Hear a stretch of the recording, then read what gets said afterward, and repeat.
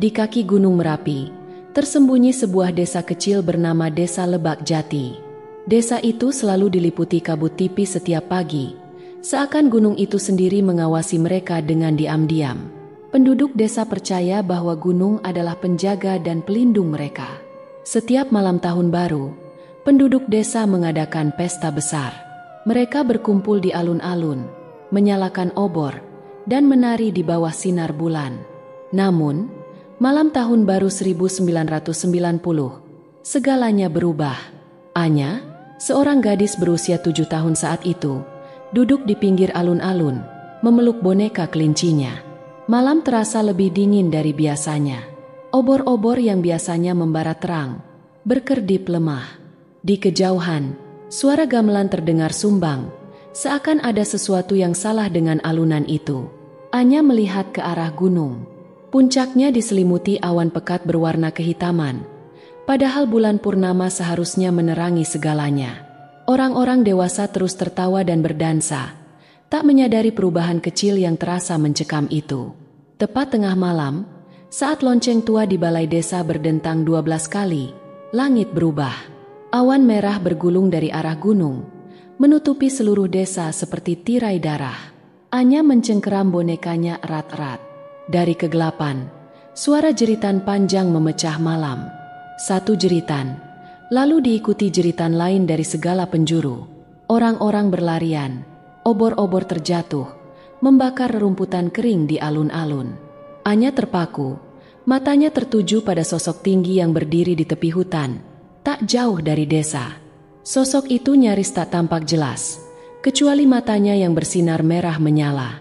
Dalam sekejap, desa yang semula meriah berubah menjadi lautan kekacauan.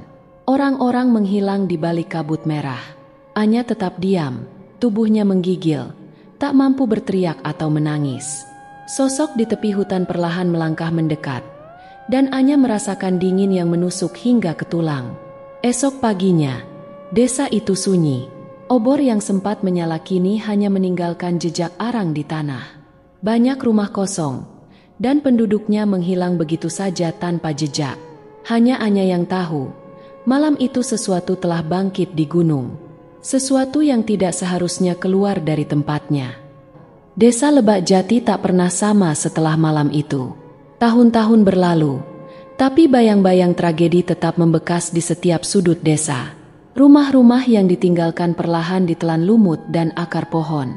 Orang-orang yang tersisa jarang keluar saat malam tiba. Anya tumbuh menjadi gadis remaja yang pendiam.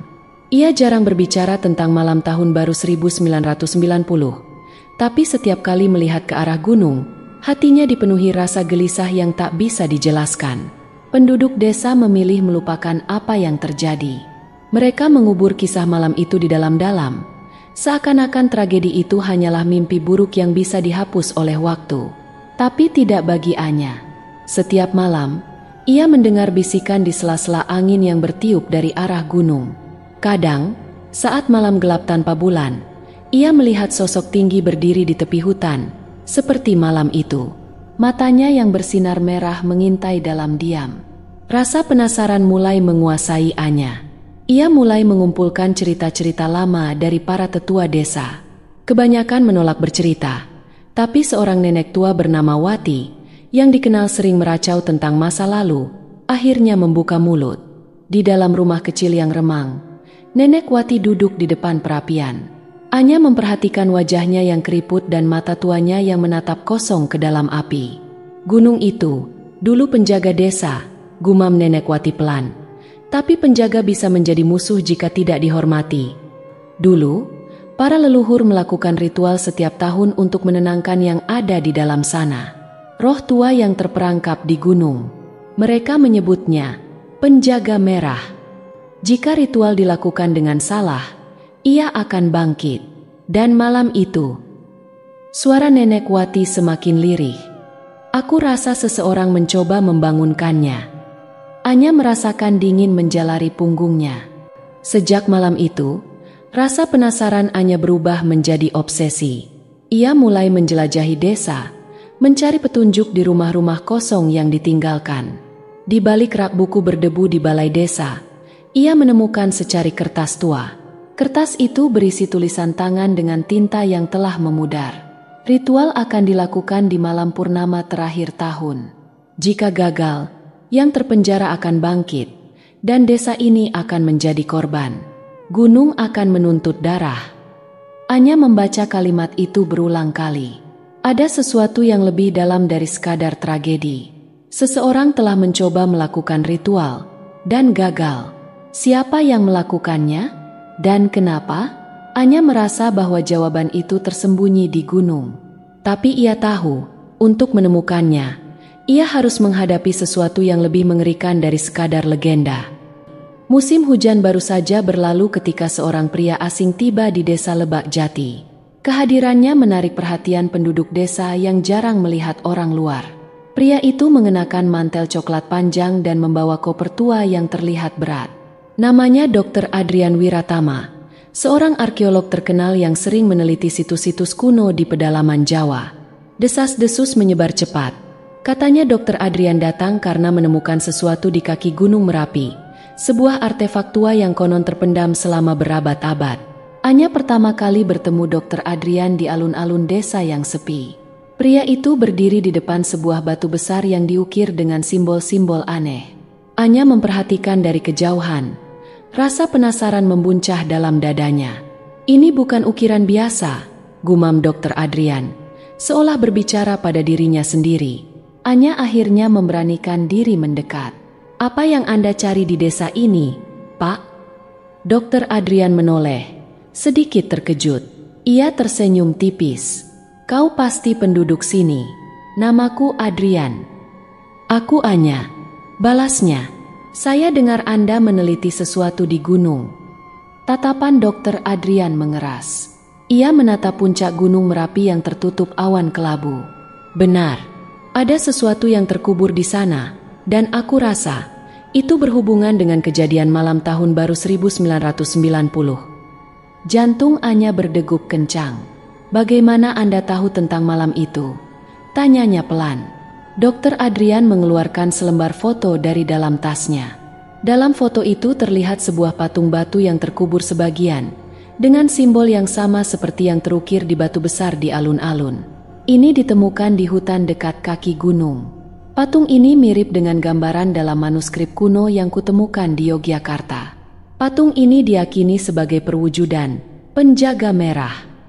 Anya menahan napas. Legenda itu benar-benar nyata. Dr. Adrian mengangguk. Aku percaya demikian. Dan aku juga percaya sesuatu telah membangkitkannya. Mereka saling bertatapan. Dalam sekejap, Anya merasa bahwa Dr. Adrian adalah satu-satunya orang yang bisa membantunya menemukan jawaban. Aku ingin membantu Anda, kata Anya mantap. Dr. Adrian tersenyum samar. Kalau begitu, kau harus siap menghadapi apapun yang mungkin kita temukan. Malam itu, Anya dan Dr. Adrian memulai penyelidikan mereka. Mereka menelusuri arsip tua di balai desa, mencari setiap petunjuk yang mungkin terlewatkan. Di antara tumpukan dokumen yang sudah menguning, Anya menemukan sebuah buku harian berdebu. Kulitnya terkelupas, tapi di halaman pertama tertulis jelas, milik Pendeta Rahman, 1847. Jari Anya gemetar saat membuka halaman pertama. Mata Dr. Adrian menyipit. Ini bisa jadi petunjuk yang kita cari. Di dalamnya tersimpan rahasia yang telah lama terkubur. Sesuatu yang bahkan penduduk desa pun tak pernah tahu. Dan jawaban atas misteri kelam yang mengikat desa mereka dengan kekuatan jahat dari gunung. Malam itu, di bawah temaram lampu minyak, Anya dan Dr. Adrian duduk di dalam balai desa yang kosong. Buku harian pendeta tua itu terbuka di hadapan mereka. Lembarannya rapuh seolah bisa hancur hanya dengan sentuhan kasar. Anya membaca perlahan. Suaranya nyaris berbisik. 12 Desember 1847. Aku telah memperingatkan mereka. Tetapi rasa takut membuat penduduk tunduk. Gunung itu tidak akan diam selamanya. Jika tidak dihormati, ia akan menuntut lebih dari sekadar doa. Dr. Adrian menyandarkan punggungnya. Pendeta ini sepertinya tahu banyak tentang penjaga merah. Anya mengangguk. Matanya terus menelusuri tulisan Pendeta Rahman. Setiap kalimat membawa gambaran masa lalu yang tak pernah diceritakan oleh para tetua desa. Malam purnama, kami berkumpul di Gua Suci. Persembahan diberikan, darah dan dupa, seperti yang diajarkan leluhur. Tetapi aku melihat kesalahan. Ada yang tak beres dalam ritual itu. Api yang seharusnya biru berubah menjadi merah darah. Aku mendengar bisikan dari dalam gua. Suara itu bukan suara manusia. Anya berhenti membaca. Hawa dingin menjalari punggungnya. Mereka pernah melakukan ritual di gua, tapi hasilnya malah membangkitkan sesuatu. Anya melanjutkan membaca, meski hatinya diliputi rasa waspada. Sejak malam itu, aku merasakan kehadiran yang terus mengintai desa. Kadang, aku melihat bayangan merah berdiri di tepi hutan. Aku tahu, ritual kami gagal. Penjaga merah menuntut lebih dari sekadar persembahan. Jika tidak dihentikan, seluruh desa akan menjadi tumbalnya. Anya menutup buku itu perlahan. Jadi, yang terjadi malam tahun baru 1990 adalah pengulangan dari ritual yang sama. Gumam Anya. Dr. Adrian mengangguk pelan. Seseorang, mungkin tanpa sengaja, mencoba mengulang ritual itu. Dan mereka gagal. Seperti Pendeta Rahman. Keheningan melingkupi mereka. Hanya suara jangkrik di luar yang menemani. Kita harus menemukan gua itu, kata Dr. Adrian akhirnya. Gua suci. Anya mengingat-ingat. Aku pernah mendengar cerita tentang gua di kaki gunung, tapi tak ada yang pernah pergi ke sana. Mereka bilang tempat itu terkutuk. Dr. Adrian menatapnya dengan serius. Kutukan atau tidak, kita harus menemukannya. Jika benar penjaga merah belum sepenuhnya bangkit, kita mungkin bisa menghentikannya sebelum terlambat. Malam itu, Anya tak bisa tidur.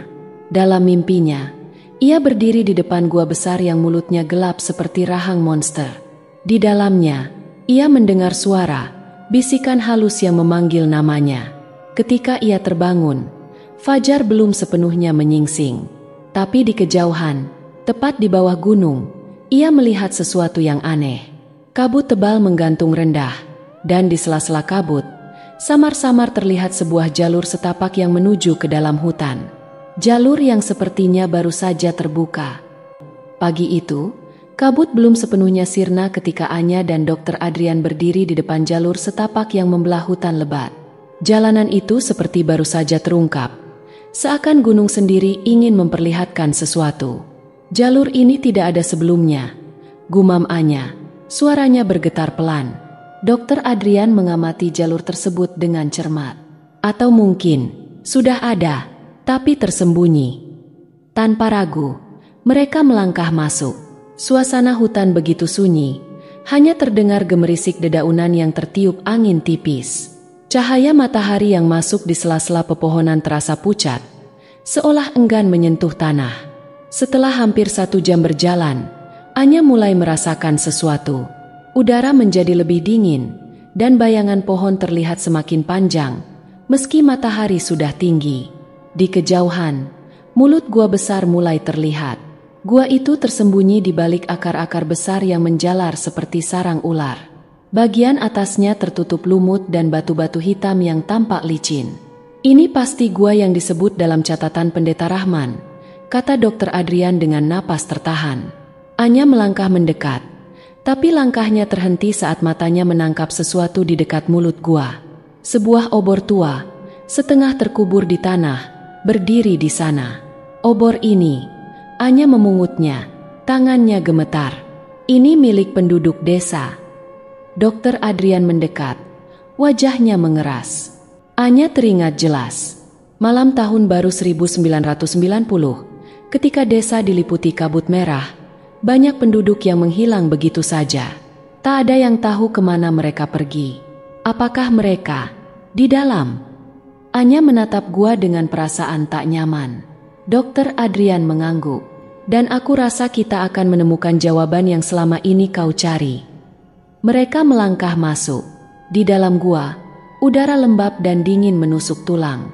Dinding-dinding batu dipenuhi ukiran simbol kuno, simbol yang sama dengan yang ada di batu besar di alun-alun. Namun, semakin dalam mereka melangkah, ukiran itu berubah. Simbol-simbol yang awalnya seperti lambang perlindungan, perlahan berubah menjadi gambaran sosok tinggi bertanduk dengan mata merah menyala. Anya berhenti, merasakan bulu kuduknya berdiri. Dr. Adrian menyalakan senter, cahayanya menyorot lebih dalam. Di ujung gua, mereka menemukan sebuah altar batu besar. Di atasnya tergeletak benda yang selama ini mereka cari, sebuah patung batu hitam berbentuk sosok bertanduk dengan ukiran merah di matanya. Anya menatap patung itu dengan perasaan bercampur aduk. Tiba-tiba, suara langkah kaki bergema di belakang mereka. Anya dan Dr. Adrian berbalik cepat. Dari bayangan gua, muncul seorang pria tua yang mengenakan jubah lusuh. Wajahnya cekung, matanya kosong, tapi penuh dendam. "Siapa Anda?" tanya Dr. Adrian waspada. Pria itu melangkah mendekat. Suaranya bergetar penuh kemarahan. "Aku adalah satu dari mereka yang berusaha melindungi desa ini. Kalian seharusnya tidak berada di sini." Anya mengenali wajah itu. Dia adalah Pak Surya, salah satu penduduk yang menghilang malam itu. Pak Surya menatap patung itu dengan tatapan penuh kebencian. "Kami mencoba menghentikan kebangkitan ini, tapi kami terlambat. Penjaga merah telah terbangun. Dan sekarang, ia menunggu untuk menyelesaikan apa yang telah dimulai." Tiba-tiba, dari dalam altar, terdengar suara gemuruh. Lantai gua bergetar, dan bayangan besar mulai muncul di belakang patung. Mata patung itu bersinar merah, memantulkan cahaya yang memenuhi gua. "Dia bangkit," bisik Pak Surya. Suaranya dipenuhi ketakutan. Anya menggenggam tangan Dr. Adrian erat. Mereka tahu, ritual yang gagal pada malam tahun baru 1990 kini mulai menunjukkan konsekuensinya. Dan mereka hanya punya sedikit waktu untuk menghentikannya. Suara gemuruh dari dalam altar semakin keras, menggema di seluruh gua seperti suara ribuan jeritan yang terperangkap. Batu-batu kecil berjatuhan dari langit-langit. Sementara patung sosok bertanduk itu mulai memancarkan cahaya merah yang menyilaukan. Anya mundur selangkah, merasakan udara di sekitar mereka semakin berat, seperti ditarik oleh sesuatu yang tak kasat mata. Pak Surya terjatuh di dekat altar, tubuhnya gemetar. Dia marah. Ritual malam itu belum selesai. Kita telah membangunkannya sepenuhnya. Dr. Adrian menarik Anya ke belakang, melindunginya dari retakan yang mulai muncul di lantai gua. "Apa yang harus kita lakukan untuk menghentikannya?" Pak Surya menatap mereka dengan mata kosong, seakan tak lagi memiliki harapan. "Tidak ada, kecuali mengorbankan sesuatu yang lebih besar." Anya merasakan dingin menjalari punggungnya. Ia tahu apa yang dimaksud Pak Surya. Penjaga merah menuntut nyawa. Dari altar, bayangan tinggi mulai muncul perlahan. Sosok itu memiliki tubuh besar, kulit merah gelap, dan mata menyala seperti bara api. Tandanya melingkar, hampir menyentuh langit-langit gua. Suaranya bergema, bukan melalui mulut, tapi langsung di dalam pikiran mereka. "Darah, kalian telah memanggilku, dan aku akan mengambil apa yang menjadi hakku." Anya menggenggam obor tua yang ia temukan di luar gua. Cahaya kecil itu bergetar, hampir padam di hadapan kekuatan besar yang berdiri di hadapan mereka. Dr. Adrian menatap simbol di dinding gua. Simbol itu, ritual ini belum sepenuhnya gagal. Di atas altar, terdapat ukiran lingkaran dengan simbol kuno yang belum sepenuhnya terisi. Sebagian besar tertutup debu dan batu kecil. "Kita harus menyelesaikan simbolnya," kata Dr. Adrian dengan tegas. Tanpa ragu, Anya berlari ke arah altar, mengabaikan suara menggelegar dari sosok penjaga merah yang semakin mendekat. Jari-jarinya gemetar saat ia membersihkan debu dari ukiran itu, menyempurnakan garis yang terputus. Pak Surya mencoba menghentikannya. "Kau tidak tahu apa yang kau lakukan. Jika kau gagal, kita semua akan binasa. Kalau kita tidak mencoba, desa ini pasti akan binasa," teriak Anya. Suaranya penuh keberanian yang selama ini ia pendam. Dr. Adrian mulai melantunkan doa yang tertulis dalam catatan Pendeta Rahman. Suaranya bergema, melawan suara penjaga merah yang semakin mendekat. Lingkaran simbol di altar mulai bersinar, tapi belum cukup terang. Sosok penjaga merah berdiri hanya beberapa meter dari mereka, mengangkat tangan besar bertanduk, siap menghantam altar. "Anya, sekarang!" teriak Dr. Adrian. Tanpa pikir panjang, Anya mengangkat obor dan meletakkannya di tengah lingkaran ukiran. Api kecil itu berubah menjadi biru, menyebar ke seluruh simbol seperti air yang mengalir. Dalam sekejap, cahaya biru memenuhi gua, menghantam sosok penjaga merah yang mengeluarkan raungan keras. Tubuhnya perlahan memudar, tersedot kembali ke dalam altar. Pak Surya terjatuh, menatap altar dengan mata berkaca-kaca. Dia kembali tidur. Keheningan menyelimuti gua. Anya jatuh terduduk, napasnya terengah-engah. Dr. Adrian mendekat dan menepuk bahunya. "Kau telah menyelamatkan desa ini." Namun, di sudut gua, patung penjaga merah itu masih berdiri. Matanya kini gelap, tapi ada sesuatu yang membuat Anya merasa ini belum sepenuhnya selesai. Pagi menyambut dengan sinar matahari pucat yang menerobos celah gua. Anya dan Dr. Adrian berjalan keluar dengan langkah berat, meninggalkan altar dan patung penjaga merah yang kini tampak seperti sekadar batu tua. Pak Surya berjalan di belakang mereka, terdiam sepanjang jalan.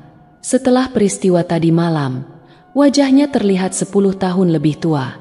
Sesampainya di desa, penduduk mulai keluar dari rumah mereka. Beberapa orang yang mengenali Pak Surya berlari menghampiri, menatapnya seakan melihat hantu. "Pak Surya, kami pikir Bapak sudah mati malam itu," ucap salah seorang penduduk dengan suara bergetar. Pak Surya hanya tersenyum tipis. "Aku sudah lama mati, tapi sesuatu menahanku di sana." Anya dan Dr. Adrian saling pandang. Mereka tahu apa yang dimaksud Pak Surya. Dia adalah salah satu korban, tetapi tidak sepenuhnya hilang. Desa Lebak Jati kembali tenang. Hari-hari berlalu, dan pelan-pelan kehidupan mulai berjalan normal. Alun-alun kembali ramai setiap sore. Anak-anak bermain di bawah pohon besar, dan suara gamelan kembali bergema di udara. Namun, bagi Anya, rasa lega itu hanya sementara. Setiap kali ia memandang gunung, perasaan tidak nyaman merayapi hatinya. Pada suatu sore, beberapa bulan setelah kejadian di gua, Anya duduk di pinggir alun-alun, memperhatikan anak-anak kecil bermain layangan.